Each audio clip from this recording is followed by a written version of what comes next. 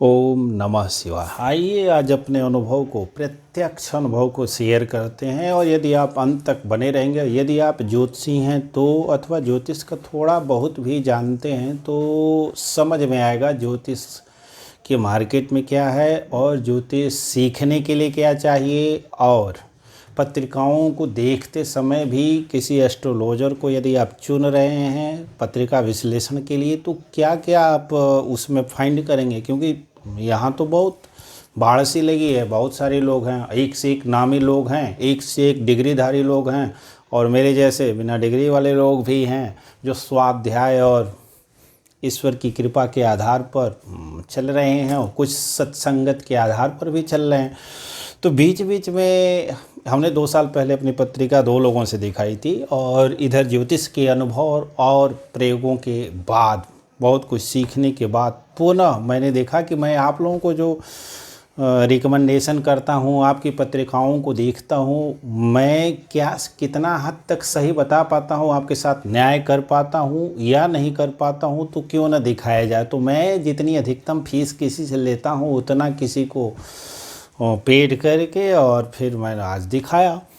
तो एक बार उनसे पहले भी दिखा चुका था, जिनसे दिखाया उनकी काफ़ी मैं इज्जत भी करता हूँ, बड़े अच्छे ज्योतिषी, बड़ा अच्छा पढ़ाते हैं। लेकिन हमने लिखा है ज्योतिष पढ़ाना और पत्रिकाओं का विश्लेषण ये दोनों अलग बात है। इस बात को हमने एक और वीडियो में भी कहा था कि प्रोफेसर हो जाना और फिर रिसर्च भी देना, पीएचडी करके प्रोफेसर हो जाना और उसके बाद से कक्षाओं में जाके अच्छा डिलीवर कर देना, ये दोनों अलग बात होती है। प्रयोगों के द्वारा हमने तो बीएससी में 3 टीचर ऐसे फेस किए थे, तो वो तो आप सुने ही होंगे, नहीं चूँकि नए दर्शक होंगे नहीं सुने होंगे तो जान लें कि ऐसे भी टीचर थे जो पढ़ाते थे और पूरी तरह से समझ में आता था। ऐसे टीचर थे जो रिसर्च स्कॉलर तो ज़्यादा देते थे पर पढ़ाते थे कुछ भी हमारे सहपाठियों को भी नहीं समझ में आता था, मुझे तो बिल्कुल नहीं आता था। और एक बार चिटकुना नहीं उनके पास रहा तो क्लास में टिके नहीं, बैग ये इधर उधर खोजते रहे और फिर चले गए, क्लास से बाहर हो गए। तो इस तरह का ज्योतिष की भी दुनिया में होगा। तो पढ़ाते समय क्या रहता है, एक विषय पे आदमी पहले से तैयारी कर लेता है और उसके बाद पढ़ाने जाता है। और किसी की सडन पत्रिकाओं को जब देखना है तो ज्योतिष के सारे सूत्रों को ऑन द स्पॉट लगाना है, तब ज्योतिषी की मेमोरी कितनी है, उसका पकड़ कितना है, उसका स्वयं का समाधान कितना है, और साथ में कुछ साधन आदि भी है या नहीं है, तो ये महत्वपूर्ण रखता है। अदरवाइज क्या करेगा कि जो सामने से उत्तर आएगा, जा तक तो परेशान है, जा तक 2-3 प्रश्न करेगा और ज्योतिषी गण क्या करेंगे, इधर उधर उलझाएंगे, फिर उसी के प्रश्नों के अनुसार उत्तर देते चले जाएंगे, जा तक संतुष्ट हो जाएगा, बाद में करेगा भी क्या, अपना मौन हो जाएगा। तो ऐसा ज्योतिषी को करना शोभा नहीं देता, उसे अध्ययन करना ही चाहिए और दिन पर दिन उसे अपने अंदर निखार ले ही आना चाहिए, अध्ययन करना ही चाहिए। पराशर हो रहा फल दीपिका जो पढ़ाते हैं उनको भी थोड़ी सी साधनाएं करनी चाहिए। नहीं करेंगे, नहीं जोड़ेंगे तो फिर जब पत्रिका आएगी तो फिर कौन से सिद्धांतों को कहाँ लगाएं ये न्याय नहीं कर पाएंगे। जब अगला वाला तो बहुत जानता नहीं है तो आप कुछ भी कह देंगे, संतुष्ट हो जाएगा, लेकिन यदि अगला वाला स्वयं कुछ जानता है तो मुश्किल खड़ी होगी। अब चूंकि ये मर्यादा की बात है तो मैं जिससे दिखाया उसका नाम कभी नहीं लूँगा, उनका मैं सम्मान भी करता हूँ, लेकिन उनके में अंदर कमी है, यदि वो हो सकता है वो कभी देखें और जाने, तो उनके अंदर जो कमी यही है कि ज्योतिषी भी हैं तो क्या है, हमसे भी गलती होगी, ये अनंत समुद्र जैसा यह विषय है, इसलिए संशोधन करने के लिए तैयार रहना चाहिए। अब एक जगह आप कहेंगे लग्नेश को हमने देखिए इसमें नया सिद्धांत भी लेके आया है और अभी तक उस पर मैं कायम हूँ। अब ठीक है, मैं इतना बड़ा तो नहीं हूँ पराशर जी आज के, लेकिन हाँ शिव जी का आशीर्वाद है और उन्हीं ज्योतिष के सिद्धांतों के अनुसार द्विकेंद्रत्व के दोष को गुरु को इसमें इतना बड़ा बिल्कुल नहीं मानेंगे। आज भी मैं अडिग हूँ और मैं गुरु को इसमें पूर्ण योगकारी कहूँगा और ये कहूँगा कि गुरु पे भार अधिक है, इसलिए अपनी दशाओं में ये उतना फल नहीं दे पाएगा। और यदि गुरु खराब जगहों पे चला गया तो कुंडली बैठ जानी है, क्योंकि लग्नेश भी है, चतुर्थेश भी है, गुरु के स्वतंत्र जो कारकत्व हैं, दूसरे, पाँचवें, 9वें, और लड़कियों की कुंडली में सप्तम और लाभ भाव का प्रकारांतर से 10वें भाव का भी, चूँकि गुरु ज्ञान का कारक है, ज्ञान से ही कर्म होता है। तो गुरु बलहीन हो गया तो कुंडली बिल्कुल ही बैठ जाती है। तो इसलिए द्विकेंद्रत्व का दोष कह सकते हैं। मात्र हमारे ज्योतिषाचार्यों का जो मूल ज्योतिषी हैं पराशर आदि जी, उनका यही है। अब एक जगह पहले ही फल दीपिका में पहला श्लोक जब कह दिया गया कि लग्नेश को कोई दोष नहीं लगता है तो नहीं लगता, फिर आगे काहे के लिए। अब गुरु लग्न को देख रहा है तो जातक का निश्चित तौर पे अच्छा होगा, स्वस्थ होगा, दृढ़ होगा, बलिष्ठ होगा, चरित्रवान भी होगा। अब यदि जातक की ओर से प्रश्न आ गया कि देखिए मेरे करैक्टर में कुछ न कुछ वो परेशानी है, तो अब उठा के रख दीजिए कि कह दीजिए कि गुरु की दशाओं में भी ऐसा रहा, ठीक नहीं रहा, जबकि राहु की दशाओं में तो करैक्टर बहुत बढ़िया था। अब उठा के जातक के प्रश्न के हिसाब से फटाक से उत्तर दे देना ज्योतिषी का कि नहीं नहीं वो क्या है, गुरु ऐसा नहीं है, गुरु चरित्र नहीं देता है। तो कौन देता है जी? अब क्यों उलझाते हैं आप?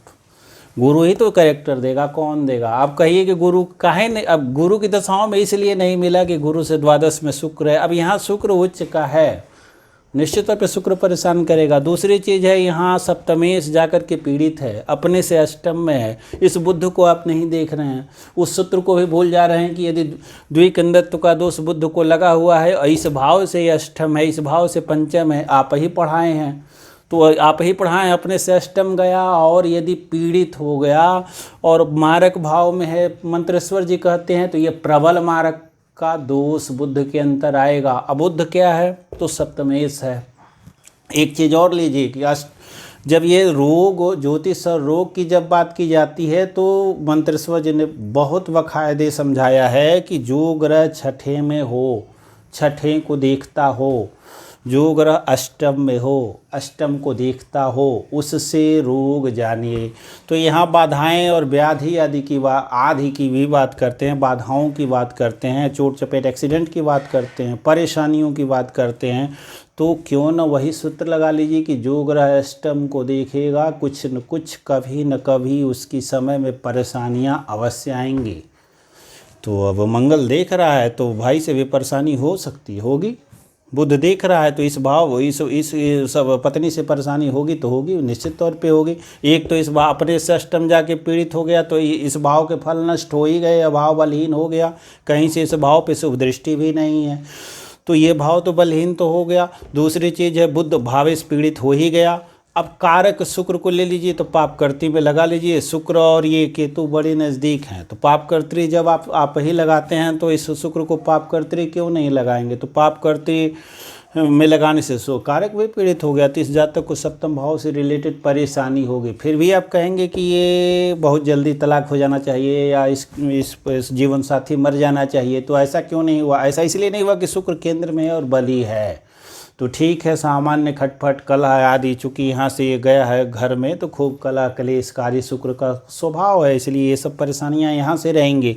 और यहाँ से भी बुध देख रहा है तो परेशान करेगा। मंगल पंचमे सुख देख रहा है तो इसके कारण, ज्ञान के कारण भी जातक को परेशानी उठानी पड़ेगी, संतान के कारण भी जातक को परेशानी उठानी पड़ेगी, संतान से परेशानी उठानी पड़ सकती है, संतान के लिए परेशानी उठानी पड़ सकती है, संतान के द्वारा परेशानी उठानी पड़ सकती है। ऐसी सारी चीज़ों को देख सकते हैं। फिर अपने घर को देख रहा है तो संतान का सुख भी मिलेगा, ज्ञान का सुख भी मिलेगा, चूँकि मंगल मित्र है और चंद्रमा अष्टमेश है तो लंबी आयु होगी तो ये भी तो खराब होगा, द्वितीय भाव खराब करेगा। भले अष्टमेश का दोष नहीं है, अमावस्या का परम पापी ग्रह रुलाएगा, ये बहुत रुलाएगा, बलहीन भी है, काफ़ी पीड़ित है। तो अब गुरु को उठा के दोष क्यों दे दिए चरित्र का? इसलिए गुरु बलहीन था तो इसलिए रोग आदि खूब रहे और गुरु के कारण ही इसके पास आध्यात्मिकता है, गुरु के कारण ही इसके पास ज्ञान में अति रुचि है। गुरु के पास ही जब इसने दो पुखराज पहने तो इसमें आपके पास ये सम्मुख उपस्थित है और यहाँ तक कि बहुत बड़े बड़े लोगों को चेक भी कर लेता है, चैलेंज भी करता है। आप कह सकते हैं बहुत बड़ा बोलापन है, ये कौन सी डिग्री लेके आया? ठीक है, डिग्री लेके नहीं आया, लेकिन जितना जानता है उतने पे कॉन्फिडेंस के साथ ये बात करने की स्थिति में आ गया। कब? गुरु को बलवान कर दिया तो। अब ये क्यों? तो दो पुखराज, एक छोटा सा तो ये बुद्ध का रत्न ये बर्दाश्त नहीं कर पाता है जातक, एक छोटा सा मंगल इसको परेशान करने लगता है मूंगा, छोटा सा हमारी कहती है परेशान कर लेता है। इतनी छोटी सी काले रंग की कोई भी लाजवर्ता जिस जातक को परेशान करने लगती है, छोटा सा सफ़ेद पुखराज जिस जातक को परेशान करने लगता है, तो यदि गुरु खराब करता तो दो दो पुखराज क्या करता, समझ सकते हैं ना। कभी कभी 3 भी करके चेक करके देखा गया है। तो क्रमशः जब फल दीपिका को क्रमशः पढ़ेंगे, एक नहीं 50 बार जब पढ़ेंगे ना, तब समय यहाँ तो 20-50 पुस्तकों उठा के मैंने फेंक दिया और फल दीपिका और होरा शास्त्र पे बराबर मनन। अब लगता है कि पूरा जीवन करते रहें तो भी कम ही पड़ेगा। तो ये सब रखना चाहिए। तो अब जातक प्रश्न कर भी रहा है कि गुरु की दशाओं में ये हो गया, तो अब फटाक से उसके अनुसार नहीं जाना है। यदि आप ज्योतिषी हैं, आपको अड़े रहना है कि नहीं गुरु के कारण ऐसा नहीं हुआ, गुरु बलहीन था तो ऐसा हुआ, गुरु में शुक्र आया तो ऐसा हो सकता है, गुरु में बुध आया तो ऐसा हो सकता है, पर गुरु ऐसा नहीं करेगा। क्योंकि आप ही कहते हैं कि पूरी 16 साल तो गुरु तो एक्टिव रहेगा नहीं, बीच बीच में अंतर दशाएँ आएंगी वो एक्टिव रहेंगे, प्रत्यंतर आएगा एक्टिव रहेगा, 7.5 आदि आ जाएगी वो भी विशेष प्रभावित करेगी। तो अब सबसे अधिक परेशानी कौन करेगा, निश्चित तौर पे शुक्र और बुध इस जातकों को विशेष परेशान करेंगे। तो 2 प्रश्न इसने रखे थे। रोग, तो रोग के लिए तो सब ये, एक तो ये भी देख लीजिए कि कुछ न कुछ परेशानियां इसे लगी ही रहेंगी, क्योंकि सारे ग्रह पीड़ित हो जाएंगे। तो जब दशा फल का जब वर्णन किया जाएगा तो सारे ग्रहों का जो रिजल्ट आएगा कुछ न कुछ वल्नरेबल आएगा, वो दूसरे ग्रह से प्रभावित रहेगा। गुरु को लेंगे केतु से प्रभावित होगा, शनि से प्रभावित होगा, राहु से प्रभावित होगा ही होगा।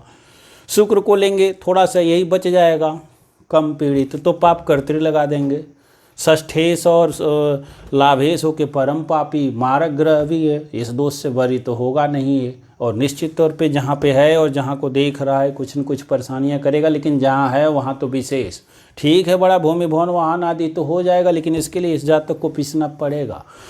और चरित्र की बात है तो ये भी संदेहास्पद करेगा, और चंद्रमा से सप्तम शनि ये भी संदेहास्पद कर ही देगा। लेकिन क्या जातक जाएगा, नहीं जाएगा, बहुत झुकाव नहीं हुआ, गुरु ही बचाएगा इसको। क्योंकि धर्म भाव पे दृष्टि है, गुरु पंचम नैतिकता नीति की दृष्टि है, गुरु लग्न पे दृष्टि, तो गुरु को खूब बलवान कीजिए, निकल जाएंगे, हल्का फुल्का आएगा निकल जाएंगे आप।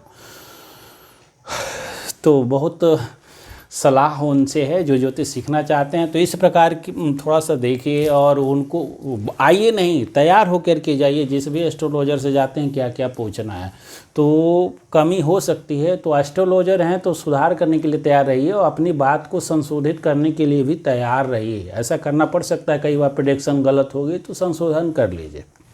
ये नहीं रिजिड रहना हम जो कह रहे हैं वही ब्रह्मवाणी है, तो ऐसी भी योग्यता नहीं आई। लेकिन बहुत सारे संशोधनों को भी बात आया कि गुरु को द्विकेंद्र दोष लगाना धनु और मीन लग्नों में निहायत ही गलत है, पूर्ण योगकारी ही मानिए। हाँ, भार अधिक है इसलिए इनका बलवान रहना आवश्यक है, लेकिन केंद्र त्रिकोण भाव में है तब। यदि दूसरे और यही गुरु दूसरे और यहाँ 6ठें 8वें द्वादश भाव में जाता है तो फिर रत्नों पे आप नहीं जा सकते, और तब बहुत उनकी दशाओं में संदेहास्पद रिजल्ट आएंगे। तब गुरु के मंत्र जप आरती पूजा उपासना ही विशेष रूप से फल। अब रहेगा कि क्या ये बहुत अधिक इसको सप्तम भाव से रिलेटेड सुख प्राप्त हो पाएगा, पूछा था जातक ने, तो जवाब था नहीं, ऐसा कुछ भी विशेष नहीं होगा। क्यों नहीं होगा साहब, बराबर परेशान रहेगा। अंत में इसने बता ही दिया, बराबर परेशान रहेगा। और आगे जाके अब शनि से अष्टम है, दशा फल पढ़ेंगे, कहेंगे कि जो ग्रह दशानाथ का शत्रु भी है, शत्रु राशि में भी सूर्य है, यहाँ से अष्टम गया है, तो इस जातक को भी प्राणों का भय क्यों नहीं होगा। शनि में जब सूर्य आएगा और संभवतः उस समय पुनः शनि का जो गोचर कहीं न कहीं इधर होगा, तो अब प्रेडिक्शन पहले ही आपको 2 दिन 3 दिन पहले कोई देता है तो 5 मिनट भी देख लेते तो आपका लंबा 20 साल 25 साल का अनुभव है यदि ज्योतिष का, तो इतना तो देख ही लेना चाहिए। अब इस शनि को भी आप वरी कर दे रहे हैं, धन देगा ही देगा, जब जब आया है ये नुकसान ही किया है। अब क्या शनि के जब करेंगे तो भी वही रिजल्ट आएगा, नहीं आएगा। अब शनि के जब करेंगे महामृत्युंजय, तो भाई तो कोई भी जानता है कि महामृत्युंजय करेंगे तो हर प्रकार के ग्रहों के जो भी दोष हैं वो समन होंगे ही होंगे, तो लगा दीजिए, कहीं भी लगा दीजिए। ये कॉमन उपाय है, हर जगह लगाइए, हर जगह लाभ मिलेगा। अपने इष्ट को मजबूत कीजिए, हर ग्रहों की पीड़ा कुछ न कुछ शांत होगी ही। ग्रहों के ऊपर अनुग्रह है, तो ग्रह आपके इष्ट का अनुग्रह होगा, कृपा होगी तो निश्चित तौर पर ग्रह की पीड़ाओं का शमन होगा ही होगा। तो महामृत्युंजय हुआ, दुर्गा जी की आराधना हुई, शनि की आराधना हुई, शनि के उपाय हुए, शनि के बीज मंत्र हुए, ये सब अच्छे फल देने लगेंगे ये लोग।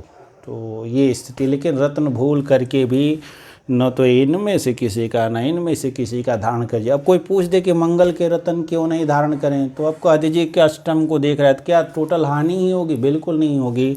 इस भाव को भी देख रहा है तो इस भाव की भी तो वृद्धि करेगा, ज्ञान की वृद्धि करेगा, धन की वृद्धि। अब लेकिन इस ज्ञान और धन, ज्ञान और संतान के पीछे इतना पागल होगा कि यहाँ से इसको मतलब इसके शरीर को बहुत सुख नहीं मिल पाएगा, बाधाएं आएंगी, खान पान भी अच्छा नहीं रह सकता है, ऐसा भी कह सकते हैं। तो जातक के शरीर को जो है परेशानी हो सकती है, परंतु जातक का ज्ञान, जातक की बुद्धि, जातक का विचार, जातक की मंत्रणा, ये तो काफ़ी सातवें आसमान पे मोगा पहनते चढ़ जाएगा। अब आपकी प्राथमिकता कैसी है, किसको चुनना है? शरीर बहुत अधिक पीड़ित है तो निश्चित तौर पे मोंगा उतार दीजिए, गुरु ही काम चला देगा। जितना ज्ञान चाहिए और जितना बल है मंगल के पास उतना आपको काम दे देगा, और फिर मंत्रों से हाथ जोड़ करके काम चलाने की ज़रूरत है। मूंगे पे नहीं जाना है, मंगल उच्च का है तो भी, क्योंकि एक साथ मंगल को बलि करेंगे तो 4 ग्रहों, एक इसको 5 ग्रहों को पीड़ित करेगा। शनि को बल देंगे, सारे ग्रहों को पीड़ित कर देगा। शुक्र को बल देंगे तो महामार केस है, निश्चित तौर पे बंटाधार कर देगा। चंद्रमा का मोती इसमें धारण कर लेंगे तो फिर आपका बेड़ा गर्क हो ही जाना है, क्योंकि अष्टमेश बली हो जाएगा और फिर इस भाव को देख रहा है, भाव से क्रिय कर देगा। और राशि से भी चंद्रमा मार के से ही हो जाता है, यद्यपि परिवर्तन है तो भी।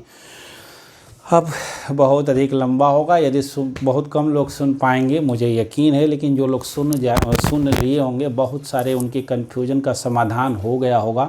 यद्यपि कोई करता नहीं है इस तरह की, क्योंकि कर देगा तो फिर क्या होगा, लेकिन परोपकार के लिए, क्योंकि मेरे जैसा कोई पहन के पैर न तोड़ ले, किसी को कुछ भी रतन न बता दें, उसका वो अपकार हो जाए, आपकी को भी अपयश मिले, तो ये अच्छा नहीं है।